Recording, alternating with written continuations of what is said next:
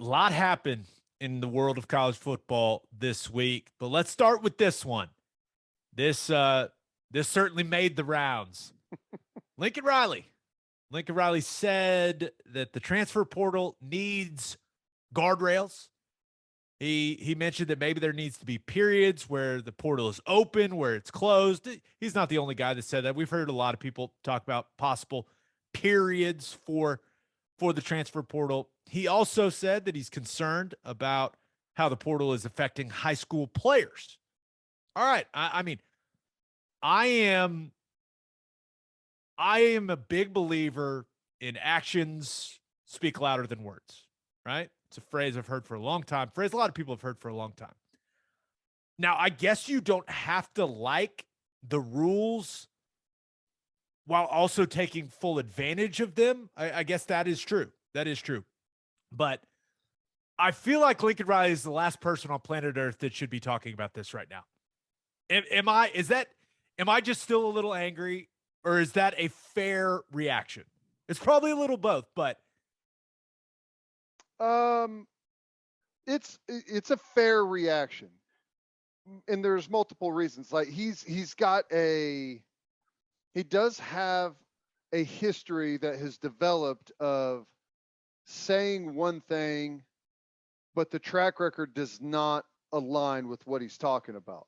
And I get that there's different circumstances and you have to remain competitive under the rules that are out there right now. But it's like the field goal against Baylor and how pissed off he was that they kicked that field goal.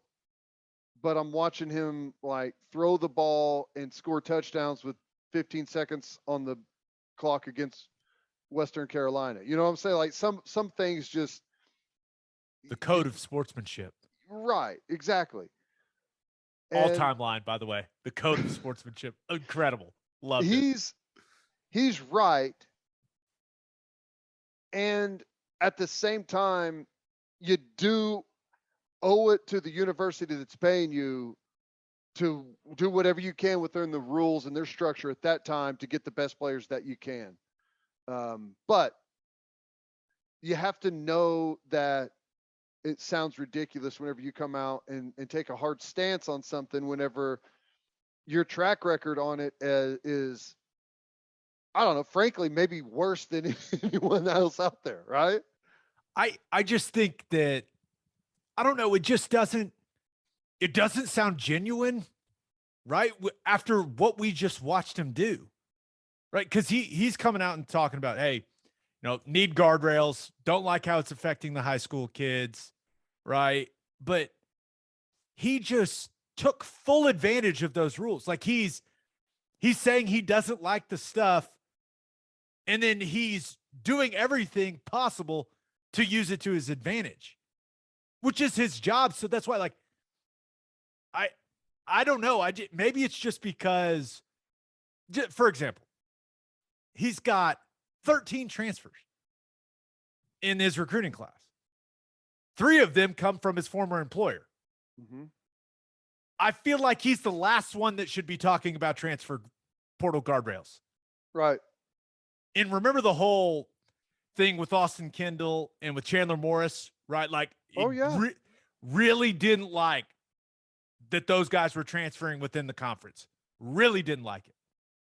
He just took 5 guys from Pac-12 schools as transfers. So, and then the other thing, it's like, I don't like how it's affecting the high school guys. You just took all the transfers. You only took 8 high school guys in your recruiting class. I looked it up. USC took 8 high school kids. If he's so worried about how it's affecting high school kids, then take more high school kids. Right. Or you can't, you got to pick a side and be on that side, right?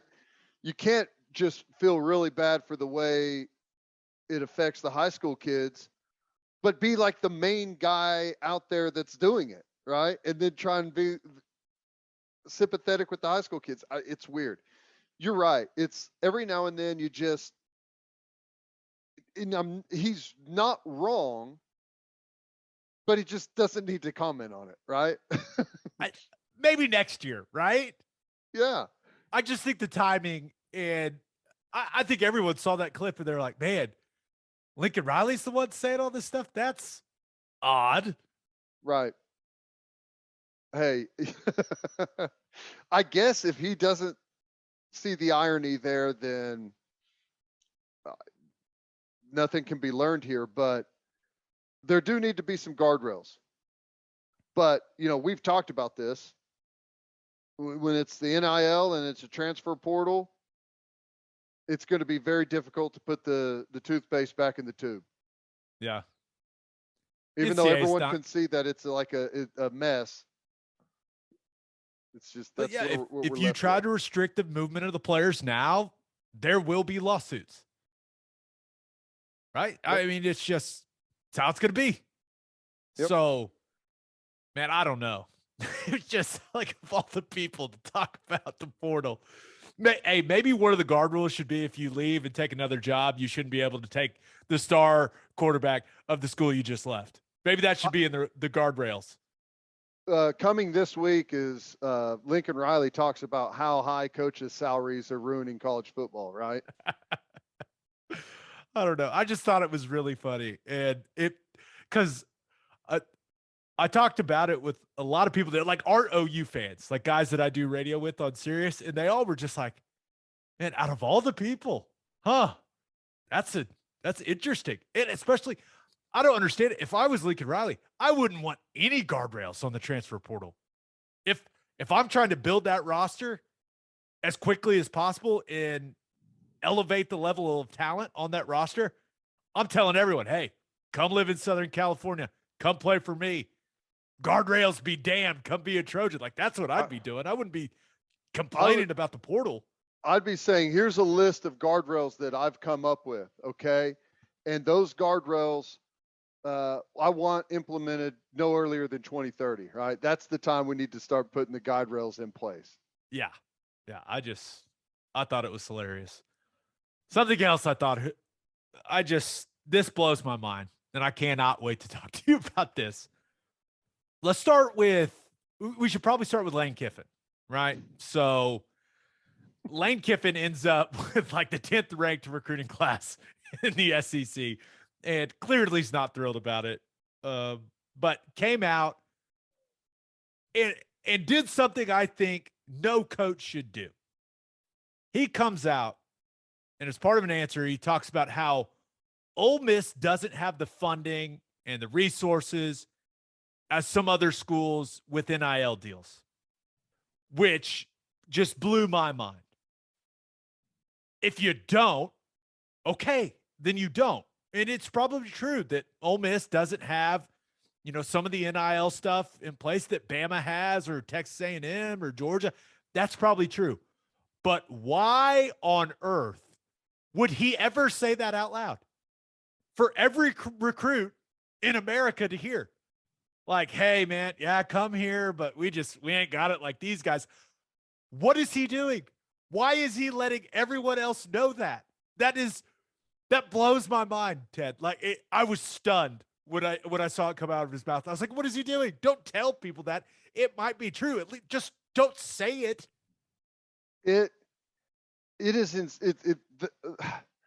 It's crazy. It's crazy that he said that. Yes. What's more crazy is within a year, we've gone from you never say anything about the recruiting situation to a head coach saying, we tried to buy a recruiting class, but couldn't pay as much money as this other team. We're trying the best we can to buy recruits, and we just can't do it as well as these other guys. It hadn't even been a year, and that's where we've arrived. Yeah. Like the unspeakable for the entirety of college football has been thrown entirely out the door in 8 months. I respect his honesty, I guess, but if you can't find players good NIL deals, don't tell anyone. Don't hurt yourself further on the recruiting trail by saying that stuff out loud. And then the thing that caused the beef between him and Jimbo Fisher, right? Lane Kiffin makes the joke about, Texas A&M having to pay a luxury tax for their signing class. It was pretty funny. The delivery was great. Like, he was just joking. I mean, it was funny. Jimbo Fisher did not think it was funny. He was all kinds of pissed off at Lane Kiffin and Nick Saban a little bit also, which was okay, whatever. But Jimbo Fisher also said some stuff where I'm like, Jimbo, what are you doing? Because he's trying to make us all believe that NIL played no role in him signing the best recruiting class of all time. It's got 7 5-stars Right. in his recruiting class. And they went 8-4 last year. And I think in like the previous 7 or 8 years, they had signed like 7 or 8 5-stars total. And they just had 7 in this one class. So what changed, Jimbo? A&M's always had good facilities. Kyle Field's always been a really good game day environment. Is it just the coaching staff and Jimbo Fisher? They're just that good. They just worked that hard on the recruiting trail. I mean, come on, man. I don't understand why he just won't use NIL to his advantage when he talks about it publicly. Having a good name, image, and likeness setup for your players, Ted, it's part of coaching now. I don't know why guys just don't understand that. Maybe they do and they just play dumb publicly. I don't get it. There are tactical reasons as to why you would want to play dumb. And the reason you would want to play dumb is when you've got something that maybe you don't know, but you feel really good that no one else is going to be able to come up with that amount, that huge chunk. You want to downplay the hell out of it, because if it's something that you can do and no one else can, well, guess what happens? That's whenever we got to step in and make a change, right? So you got to downplay it. If he comes out and says, and I know who knows what the true numbers are, that yeah, we've got 30 or 40 million dollars set aside for our incoming class. Everyone in unison in college football is going to like step up to the microphone and say, this is BS. We've got to change this immediately. Where's Zimmer? Where's the NCAA? So you got to downplay it as much as you can. It's your trump card, right? So I think that's, to me, is why he's doing it. I just thought it was hilarious. Like, he's all pissed off. He's going on this rant. He's got this just blinged out gold Rolex on his wrist while he's doing it, which was hilarious. I'm just like, oh, this guy, yeah, he's the one. He's complaining about NIL stuff and accusations. It's funny. He's making $10 million a year. It's just like, what are we doing? See, Lane Kiffin is already talking about what was something that no one talked about for the entire history of college football. Jimbo Fisher's like, he's just not comfortable. He's like, he's got something built in where he can't mention it. You know? I think that some of these coaches are feeling a certain type of way that people think they're just getting players because of NIL stuff.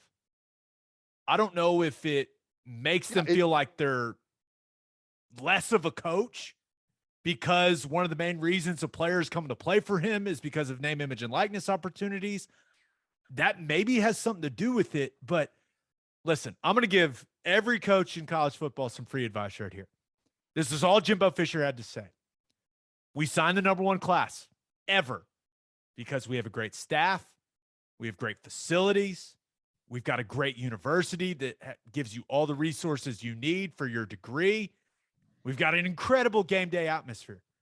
And we've got the best fan base in the country that is extremely proud to support our players on game day and off the field when their name, image, and likeness opportunities are there. That's it. That's all you have to say. Just Throw that message out there. Just a little nugget for every recruit in America to hear. Be like, oh, that last part was kind of interesting. Yeah. But instead, it's like NIL had nothing to do with this. It's like, what? Dude, you just signed 7 5-stars. Well, here's the problem, and this is why I don't think the current system is sustainable, because you don't put a $30 million fund together and not win, right?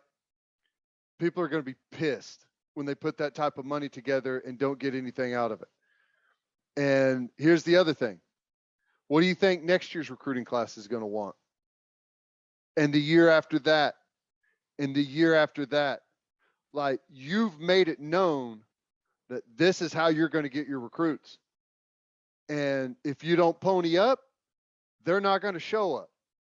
That's why I think it's smart the way we've seen some schools just dip the toe in the water while they're trying to figure it out, instead of just going out, breaking the bank, making all these big time promises with these big time millions of dollars and all this stuff floating around out there, because I don't believe it's sustainable.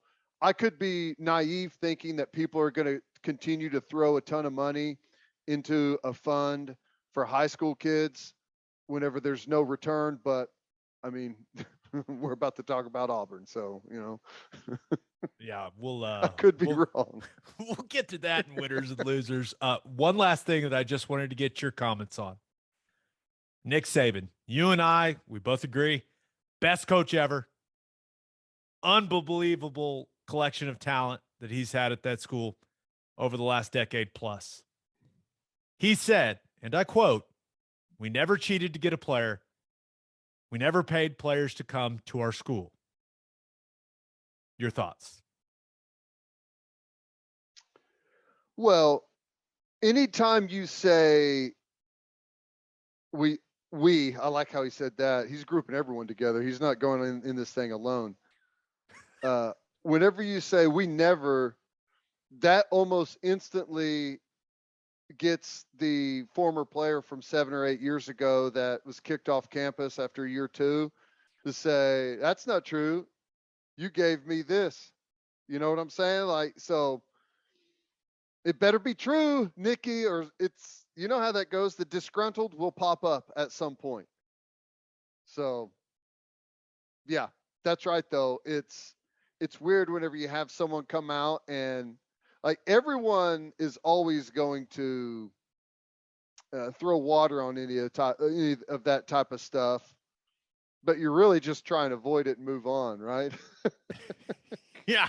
All I'll say is never speak in absolutes, man. Always, never. Nothing good comes from that. Especially when you've had the level of success that Alabama's had. Nick Saban may have not paid. He may have not handed any of his players cash. But come on, man. I mean, come on, man. It's Bama. Everyone knows. There's a reason why Nick Saban doesn't text message, doesn't answer emails, doesn't do anything electronically. And a lot of people are like, oh, that's Nick. Hey, that's so funny that he's not dumb. He's not leaving any trail of any electronic communications about anything ever. It's all going to be a phone call. Phone or calls face and to carrier face. pigeons. That's it. Right. No, the guy's probably trained in the CIA or something. There is no electronic evidence left behind. Absolutely not.